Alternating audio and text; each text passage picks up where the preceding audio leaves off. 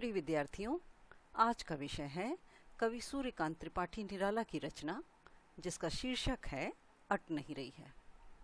तो अट नहीं रही है यह कविता फागुन की मादकता को प्रकट करती है।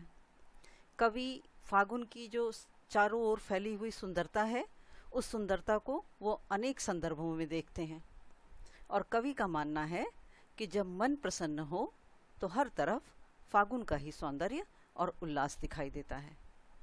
तो कविता में अत्यंत सुंदर शब्दों का चयन किया गया है, साथ ही इसमें लयात्मकता है, जिसके कारण कविता भी फागुन की तरह ही अत्यंत सुंदर और ललित बन गई है। तो प्रस्तुत है कविता अट नहीं रही है, इसका भावार्थ। तो कवि कह रहे हैं कि अट नहीं रही है, आभा फागुन की तन सट नहीं रही है। तो कवि कहते हैं कि फागुन के महीने में चारों ओर प्रकृति में इतना अधिक सौंदर्य बिखरा हुआ है कि वह सौंदर्य अट नहीं पा रहा है, वह सौंदर्य समाये नहीं समा पा रहा है, वह सौंदर्य छलक जा रहा है। तो एक बार फिर से कवि कहते हैं कि फागुन के महीने में प्रकृति में चारों ओर इतना अधिक सौंदर्य बिखरता हुआ दिखाई दे रहा है कि और वह सौंदर्य इतना अधिक है कि वह सौंदर्य समाये नहीं समा रहा है, वह सौंदर्य छलक जा रहा है। तो कहीं सांस लेते हो। अब कवि फागुन के महीने का मानवीकरण करते हुए कहते हैं कि हे फागुन, कहीं सांस लेते हो। जब तुम सांस लेते हो अर्थात तुम्हारी सुगंध चारों ओर फैलती है, तो जब तुम्हारी सुगंधित हवा का झोंका आता है, तब मानो तुम घर घर भर देते हो, तुम प्रत्येक घर को अपनी सुगंध से भर देते हो। तो कवि कह रहे हैं कि हे फागुन, जब तुम सांस लेते हो तो प्रत्येक घर को अपनी सुगंध से भर देते हो। अर्थात जब तुम्हारी सुगंधित हवा का झोंका आता है, तब ऐसा लगता है मानो प्रत्येक घर को तुम सुगंध से भर देते हो। उड़ने को नभ में तुम पर पर कर देते हो, पर यानी पंख। और जब तुम्हारी सुगंधित हवा का झोंका प्रत्येक घर में भर जाता है, चारों ओर तुम्हारी सुगंध फैल जाती है, तब ऐसा लगता है कि मानो मन कल्पना की उड़ान भरने लगता है और तुम उड़ने को यानी कल्पना के आकाश में उड़ने को तुम मानो पंख प्रदान कर देते हो। तो तुम्हारी सुगंधित हवा का झोंका आता है, तब ऐसा लगता है मानो तुम कल्पना के आकाश में उड़ने के लिए पंख प्रदान कर देते हो। पर का अर्थ होता है पंख। तो कवि कह रहे हैं कि आंख हटाता हूं तो हट नहीं रही है। इतना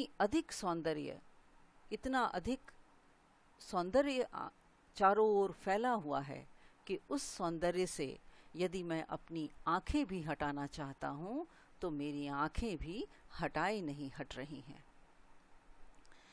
पत्तों से लदी डाल, कहीं हरी कहीं लाल।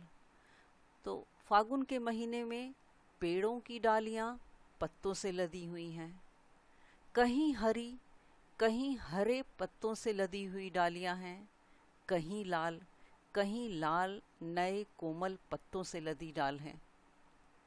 तो फागुन के महीने में पेड़ों की डालियां पत्तों से लदी हुई हैं, कहीं हरे पत्तों से लदी डाल है तो कहीं लाल नए कोमल पत्तों से लदी हुई डालें हैं। कहीं पड़ी है उर में मंद गंध पुष्पमाल। उर में अर्थात हृदय पर। तो किसके हृदय पर? मानो फागुन के हृदय पर। तो कवि कह रहे हैं कि चारों ओर फूल खिले हुए हैं। अब उन फूलों को देखकर ऐसा लग रहा है मानो कि फागुन के हृदय पर मंद गंध, धीमी गंध से युक्त पुष्पमाल यानी फूलों की माला सुशोभित हो रही है। तो चारों ओर फूल खिले हुए हैं, उन फूलों को देखकर ऐसा लग रहा है मानो फागुन के हृदय पर धीमी गंध से युक्त फूलों की माला सुशोभित हो रही है। पाट पाट, पाट पाट यानी स्थान स्थान पर, शोभाश्री सर्वश्रेष्ठ सुंदरता। तो कवि कहते हैं कि स्थान स्थान पर चारों ओर सर्वश्रेष्ठ सुंदरता दिखाई दे रही है, चारों ओर सर्वश्रेष्ठ सुंदरता फैल रही है, और वह सुंदरता इतनी अधिक है कि वह पट नहीं रही है, अर्थात वह सुंदरता इतनी अधिक है कि वह सौंदर्य समाये नहीं समा रहा है, प्रकृति का यह सौंदर्य छलक जा रहा है। तो कवि कह रहे हैं कि स्थान स्थान पर सर्वश्रेष्ठ सुंदरता फैल रही है, और फागुन के महीने में प्रकृति में चारों ओर इतनी अधिक सुंदरता है कि वह सुंदरता समाये नहीं समा रही है, और वह सौंदर्य छलक जा रहा है। तो यह था कविता का भावार्थ। भाषा इस कविता की संस्कृतनिष्ठ खड़ी बोली है, मुक्त छंद की यह कविता है, और श्रृंगार रस की यह कविता है।